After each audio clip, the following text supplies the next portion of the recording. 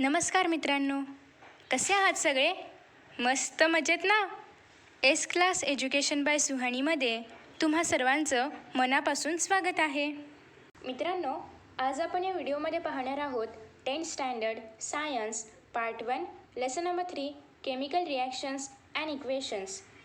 तर chemical reactions and equations या लेसनमधील हा थर्ड पार्ट आपण पाहतोय. याआधी आपण ऑलरेडी फर्स्ट आणि सेकंड पार्ट पाहिलेला आहे. आय होप तुम्ही ते व्हिडिओज पाहिले असतील. जर तुम्ही ते व्हिडिओज पाहिले नसतील तर या ठिकाणी एक आय आयकॉन आहे, ज्यावर जाऊन तुम्हाला संपूर्ण 10th स्टँडर्ड सायन्स पार्ट 1ची प्लेलिस्ट मिळेल. त्यामध्ये जाऊन तुम्ही यादीचे पार्ट्स पण पाहू शकता. तर आज आपण पाहणार आहोत rate of chemical reaction and factors affecting the rate of a chemical reaction. So friends, let us start.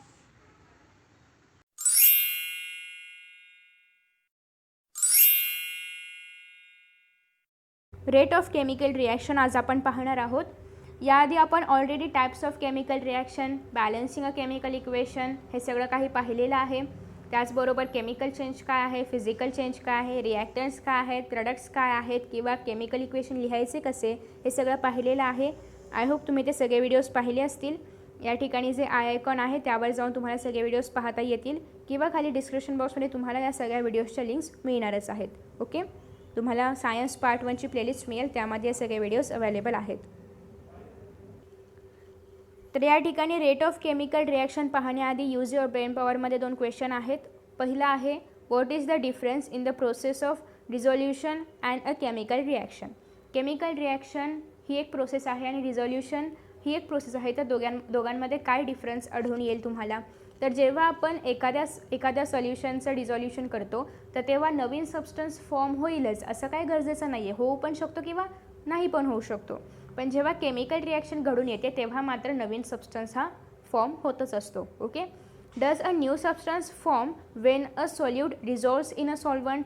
तर गरजेचं नाही आहे, होऊ शकतं किंवा मोस्टली नाही होत. ओके, त्याच्यानंतर आहे rate of chemical reaction. Take into account the time required for the following processes. खाली काही प्रोसेस दिलेले आहेत आणि तुम्हाला ती प्रोसेस होण्यासाठी किती वेळ लागतो आहे हे तुम्हाला लिहायचं आहे किंवा नोट डाऊन करायचं आहे. Classify them into 2 groups and give titles to the groups. तुम्हाला ते 2 ग्रुप्समध्ये क्लासिफाय करायचं आहे. एक तर पहिलं तुम्ही असं घ्या की स्लो प्रोसेस किंवा दुसरा असं घ्या की फास्ट प्रोसेस. ओके, असे 2 ग्रुप्स तयार करा किंवा मोर टाईम रिक्वायर्ड और लेस टाईम रिक्वायर्ड असे 2 बॉक्स तयार करा आणि त्याच्यामध्ये त्या सगळ्या रिॲक्शन्स तुम्हाला क्लासिफाय करायच्या आहेत.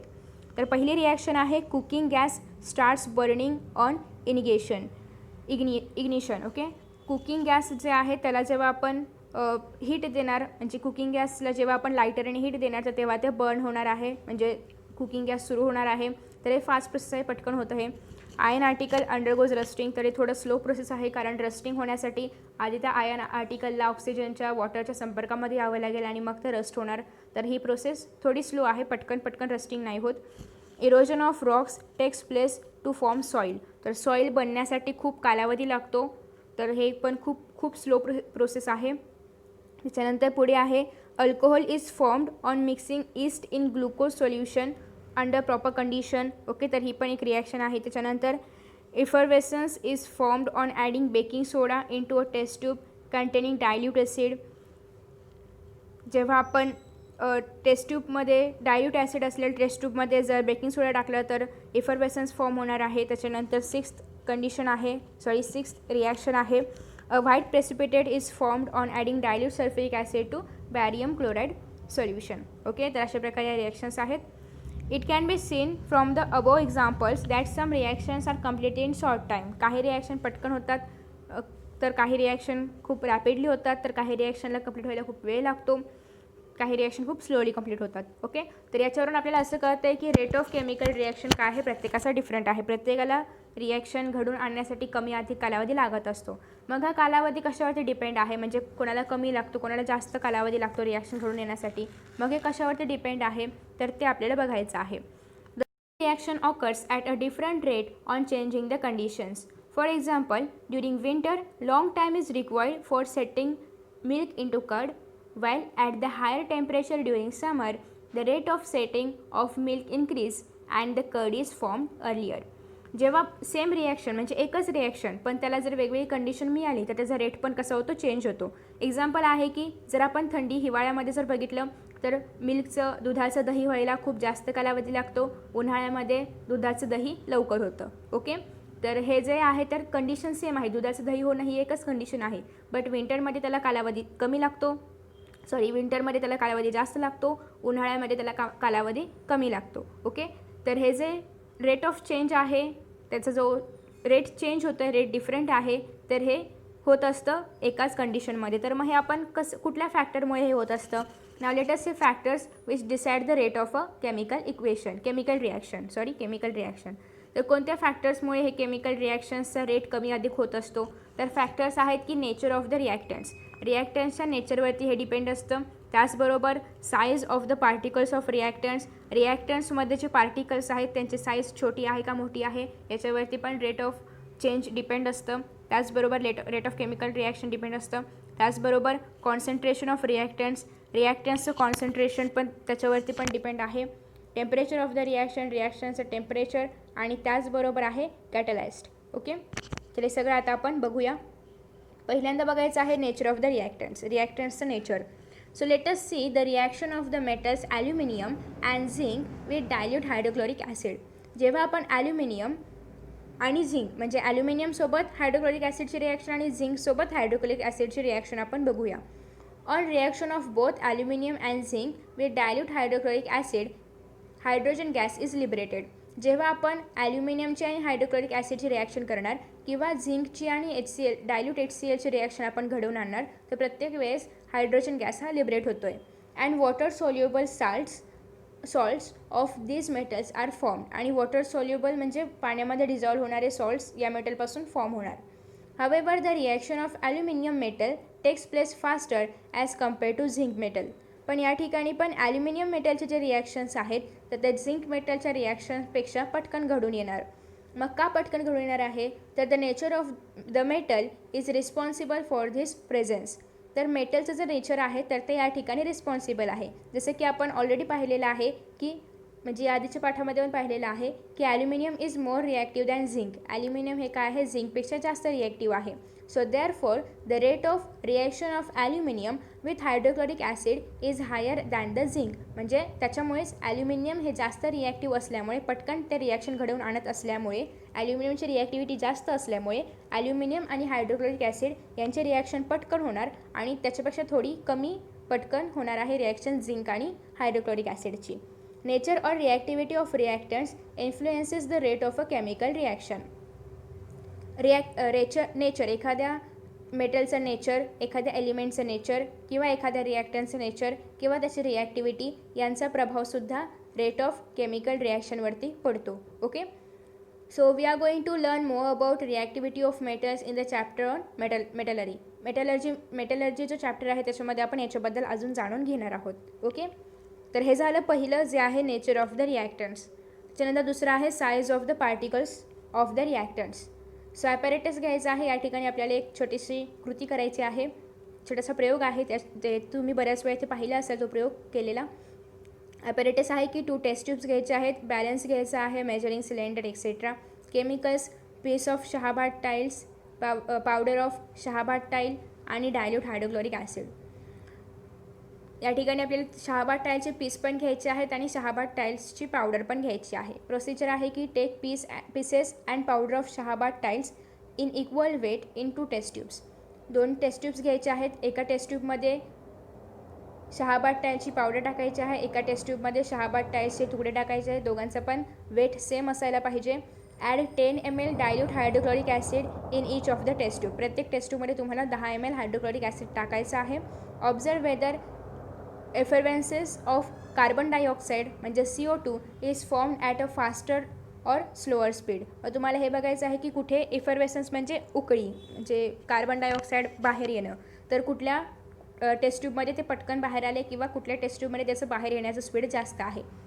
You must have found in the above activity that carbon dioxide effervescence is formed slowly with the pieces of Shahabad tile while at a faster speed with the powder. तुम्हाला असं कळून आलं असेल की कार्बन डायऑक्साईड बाहेर येण्याचं स्पीड हे शहाबाद टाईलच्या पावडरमध्ये जास्त आहे आणि शहाबाद टाईलच्या पीसमधून कमी आहे. का तर शहाबाद टाईलचे पीस मोठे मोठे असणार, त्यांचे रिॲक्शन हायड्रोक्लोरिक ॲसिडसोबत व्हायला वेळ लागणार, त्याच्यामुळे ते कार्बन डायऑक्साईड थोडं लेट बाहेर येणार.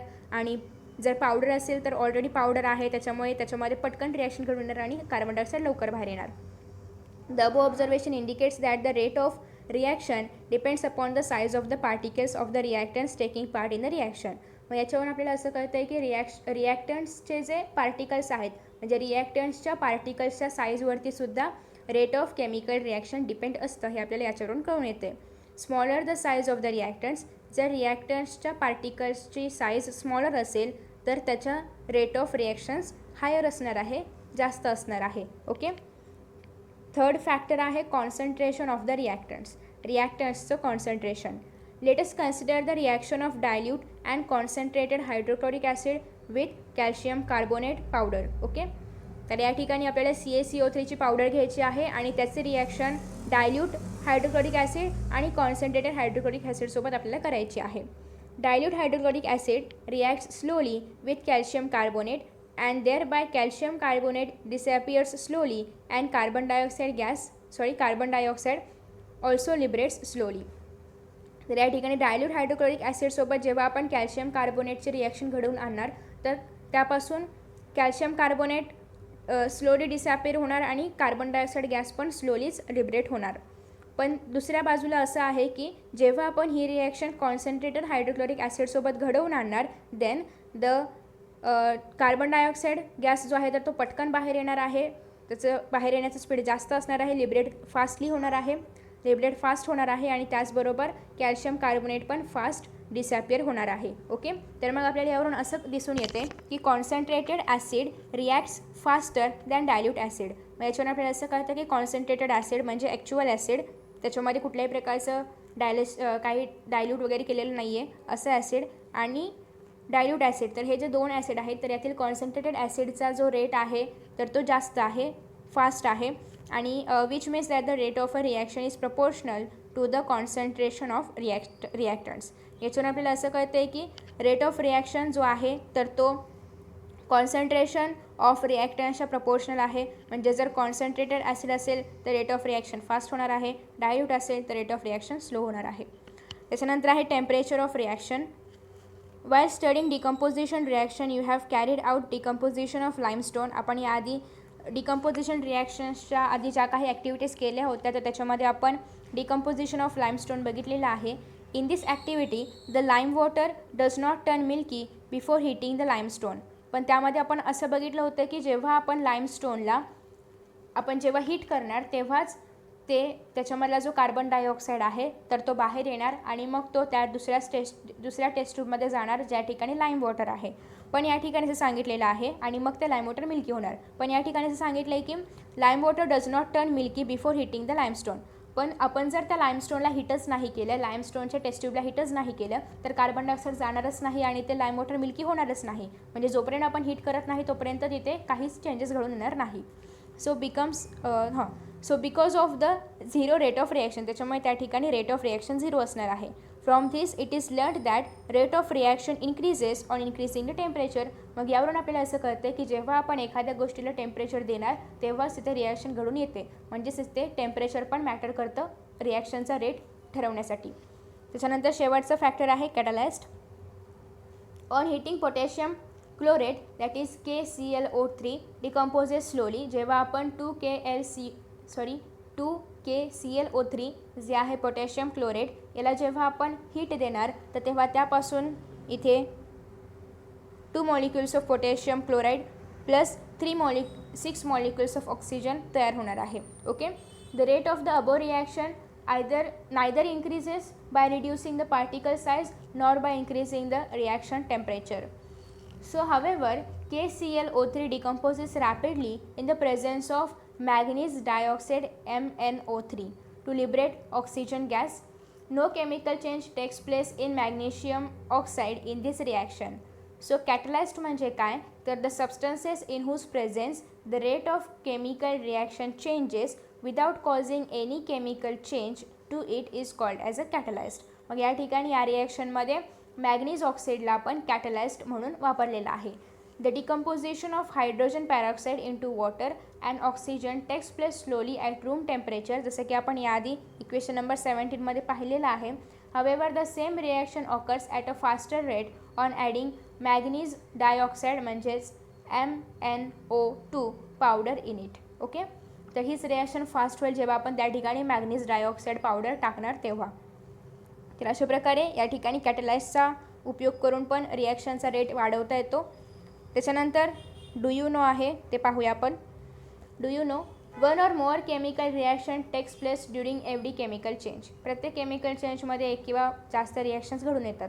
सम chemical reactions occur at fast speed whereas some occur at slow speed. काही केमिकल रिॲक्शन फास्ट घडून येतात, काही केमिकल रिॲक्शन स्लो घडून येतात. प्रत्येकाचा स्वतःचा एक रेट असतो केमिकल रिॲक्शन घडून आणण्याचा. Strong acid and strong base react instantaneously. Strong acid आणि स्ट्रॉंग बेस जर एकत्र आले तर त्यांच्यामध्ये पटकन रिॲक्शन घडून येते. त्याच्यानंतर फोर्थ आहे in our body enzymes increase the rate of physiological reaction. आपल्या बॉडीमध्ये एन्झाईम्स जे आहेत त्याच्यामुळे फिजिओलॉजिकल रिॲक्शन्स पटपट घडून येतात.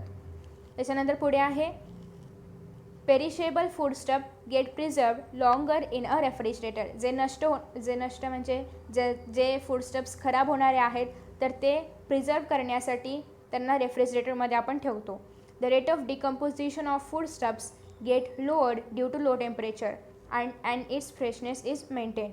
मग या ठिकाणी रेट ऑफ डिकम्पोजिशन कमी होणार आहे कारण टेम्परेचर लो आहे आणि त्याच्यामुळे ते फूडस्टफ्स फ्रेश राहतात, त्यांचा फ्रेशनेस मेंटेन राहतो. सहावा आहे vegetables cook quickly on oil rather than on water. Vegetables पाण्यामध्ये कमी म्हणजे त्यांना कुक व्हायला कमी वेळ लागतो बट ऑइलमध्ये त्या पटकन कुक होतात. सेवन्थ आहे the chemical reaction are profitable in the chemical factories if their rate is fast. Chemical फॅक्टरीजमध्ये ज्या केमिकल रिॲक्शनचा रेट फास्ट आहे त्या प्रॉफिटेबल आहेत. The rate of chemical reaction is important for environmental point of view as well. एन्व्हायरमेंटच्या दृष्टीने पण chemical रिॲक्शनचा रेट हा इम्पॉर्टंट आहे. नाइन्थ वन आहे the ozone layer in the earth's atmosphere protects the life on earth from the ultraviolet radiation of the सन. सनकडून जे ultraviolet raise येत असतात तर त्याच्यापासून पृथ्वीवरील सजीवसृष्टीला प्रोटेक्ट करण्याचं काम ओझोन लेअर करत असतो. The process of depletion or maintenance of this layer depends upon the rate of production or destruction of ozone molecules. आणि या ओझोन लेअरचं डिप्लेशन होणं किंवा त्याचं मेंटेन ठेवण्याचा रेट हा प्रोडक्शन और destruction of ozone molecules. Ozone मॉलिक्युल्सचं प्रोडक्शन होण्याच्या रेटवर किंवा ओझोन मॉलिक्युलच्या डिस्ट्रक्शन होण्याच्या रेटवरती डिपेंड असतं. तर अशा प्रकारे हे सगळं डू यू नोमध्ये काही फॅक्ट्स आपल्याला सांगितले होते. त्याच्यानंतर ऑक्सिडेशन अँड रिडक्शन आपण पाहणार आहोत नेक्स्ट पार्टमध्ये. मित्रांनो, तुम्हाला जर हा व्हिडिओ आवडला असेल ना तर नक्कीच व्हिडिओला लाईक करा, शेअर करा. त्याचबरोबर यांसारखे नवनवीन व्हिडिओज पाहण्यासाठी चॅनलला सबस्क्राईब करा आणि नोटिफिकेशन बेल आयकॉनवर क्लिक करा.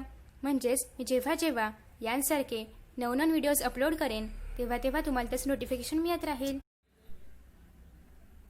मित्रांनो, असेच छान आणि मस्त व्हिडिओ या चॅनलवरती अवेलेबल आहेत. त्याचबरोबर 10th स्टँडर्डच्या सर्व विषयांचे व्हिडिओज देखील अवेलेबल आहेत आणि हे सगळे व्हिडिओज पाहण्यासाठी डिस्क्रिप्शन बॉक्समध्ये ज्या लिंक्स दिलेल्या आहेत त्यावर तुम्ही क्लिक करून हे सगळे व्हिडिओज पाहू शकता. चला तर मित्रांनो, आता या ठिकाणी आपण इथेच विश्रांती घेऊया. पुन्हा भेटूया नवीन पाठासोबत, नवीन व्हिडिओसोबत, नवीन टॉपिकसोबत. तोपर्यंत पाहत रहा S class education by Suhani, तेही सुहानी सूर्यवंशी या चॅनलवरती. So friends, thank you so much for watching this video. See you in next video.